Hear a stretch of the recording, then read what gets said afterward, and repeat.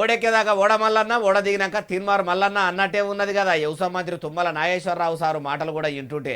ఎందుకంటే మొన్నటిదాకా 2 లక్షల మీద ఉన్న రైతులకు రుణమాఫీ విడతల వారీగా చేస్తాము, అది కూడా బిరానే అవుతుందని అన్నాడా. ఇప్పుడు మళ్ళా ఆ మంత్రి గారే ఏమంటుండో ఈనుండ్రి. అయ్యా వ్యవసాయ మంత్రి తుమ్మల సారు ఇప్పుడు చెప్పుర్రి. ప్రభుత్వ నిర్ణయం మీకు ఇప్పుడు ప్రత్యేకంగా చెప్పదలుచుకున్నది ఏంటంటే, ప్రభుత్వ నిర్ణయం 2 లక్షల వరకు ఉన్నటువంటి రుణమాఫీ 2 లక్షల పైన లేదు. ఇన్నరా ఏమంటుండో, ఇంకా మస్తుగానే అన్నాడు మొత్తం ముచ్చటి నుండి. 2 లక్షల వరకు ప్రభుత్వ నిర్ణయం చెప్తున్నా. 2 లక్షలకి వరకు కుటుంబానికి 2 లక్షల లోపు ఉన్నటువంటి కుటుంబాలు 25 లక్షలు మా దగ్గరికి చేరి అధ్యక్ష.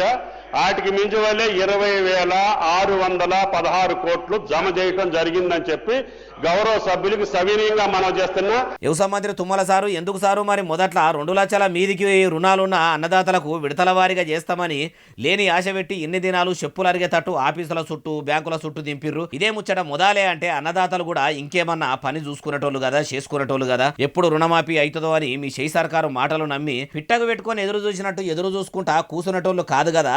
ఆశపడ్డోళ్ళ నోట్లే పాసుపడ్డట్టే ఏవాడితిరి. మా సర్కారు ఇచ్చిన మాట మీద ఉంటదని మైకు దొరికినప్పుడల్లా మాట్లాడేంది, ఇప్పుడు మాట తప్పుడేంది. అయినా 2 లక్షల లోపున్న అన్నదాతలకు కూడా ఇప్పటి వరకు అవ్వన్న పురాగా చేసిర్రా అంటే, రుణమాఫీ చేసిర్రా అంటే అది లేదు.